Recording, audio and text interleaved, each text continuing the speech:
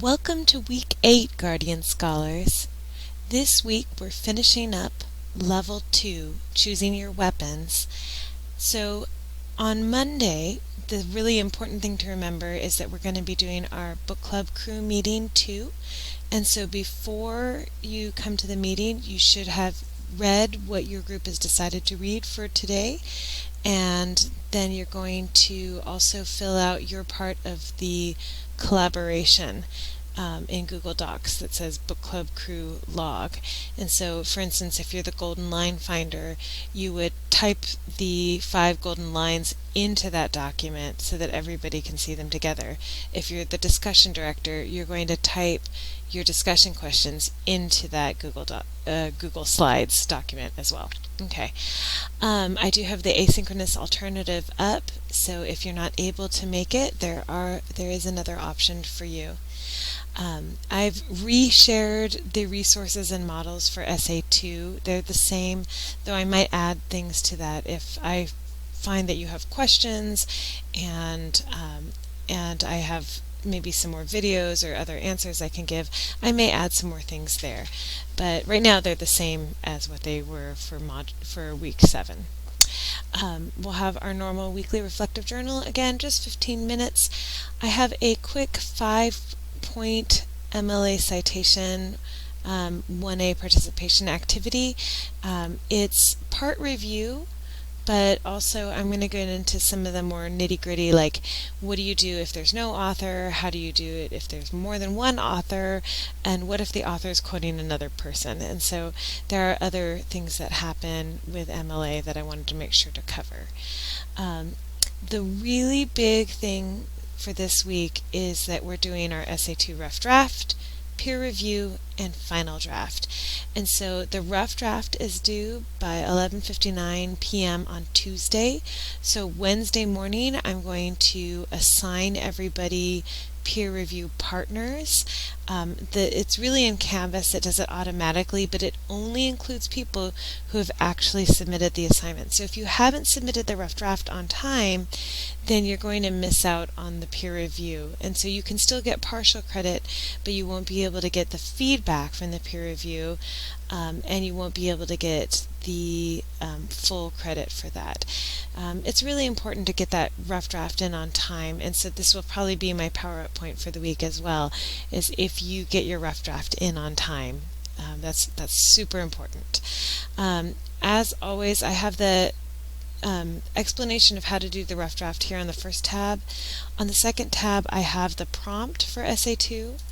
I have a checklist. This checklist is really great for really reviewing yourself. It's really pretty similar to what you're going to see in the rubric as well.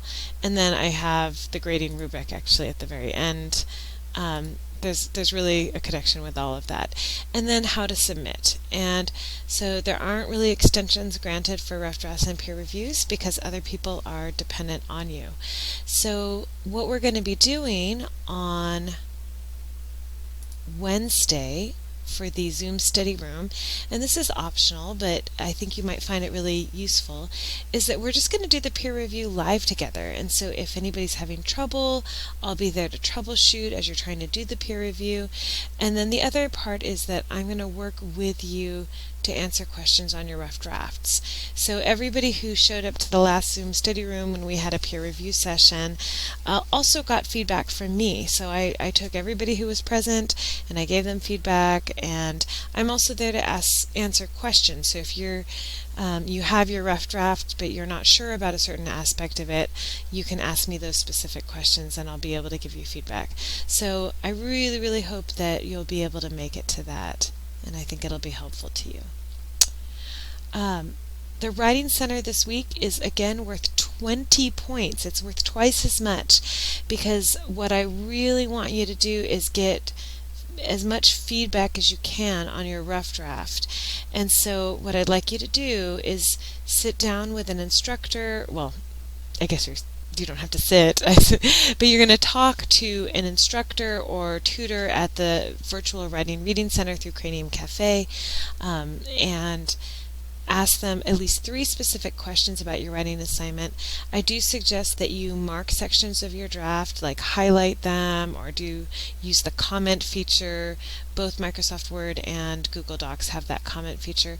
But focus on those things. Anything where you're concerned, go ahead and highlight it before you sit down with them, and have the questions written down as well.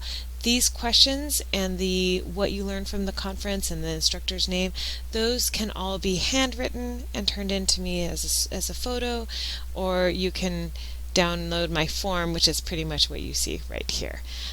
So the tutors will give you more than 10 minutes. An instructor on duty at the Writing Center may not be able to give you that much time. And then the other thing that I pointed out is that you may use the Smart Thinking tutors. I believe they're available 5 p.m. to 9 a.m., something like that. And that works through sort of a chat. To track your time, please just keep track of how long it takes you, and then I have how you submit the assignment there, as always. So it's worth twice as much as a normal Writing Center assignment because I think it's twice as valuable. Okay. We have our normal 3 S's for step 8 this week, and then I have a 10-point support activity for English 91 on commas, because that has been one of the things that people have mentioned they need the most help on. So you can take the quiz without going through all of these, but if you go, I'm not sure about this, there are all these tip sheets for different things. So for instance, introductory elements is one use of commas, interrupting elements is another. If you're not sure how to use it with coordinating conjunctions, there's a tip sheet on that. And so this is a really helpful thing. You can also instead look at the PowerPoint show, and that's certainly possible as well. But you can also just take the quiz if you feel like you know how to do the commas already. And then if you don't, you can go back and study and retake the quiz. On Friday, as with Essay 1, I'm going to spend all of Friday focusing in on editing and proofreading issues. So we'll talk about citation questions, we'll talk about if you have any grammatical questions. I do want us to submit a draft of your paper to the final draft section on Turnitin first, so that I can show you how to use the proofreading tools within Turnitin, and then again you'll be able to resubmit before the deadline, and so that's a really to your advantage to do that and take it. So the final draft is not technically due until Saturday at 11:59. So if you're submitting before that point, I'm not necessarily going to start grading, because I know that some of you will be resubmitting. And then I can't show you, unfortunately, what that looks like, but you guys figured it out on Essay 1. So you're going to submit to Turnitin the way that you would submit to anything else. But on Friday, I can show you how to do it if you screen share with me if you're not sure how. And as before, I've got the prompt here on the first tab, the student learning outcomes and objectives, the checklist that I had before, just to remind yourself, do I do all of these things that are listed here? And then the how to submit extension, rewrite, policy, and the grading rubric is here as well.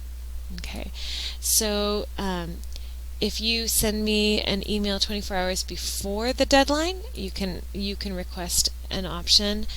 I need to put this in here, but I am accepting late work with a 10% deduction.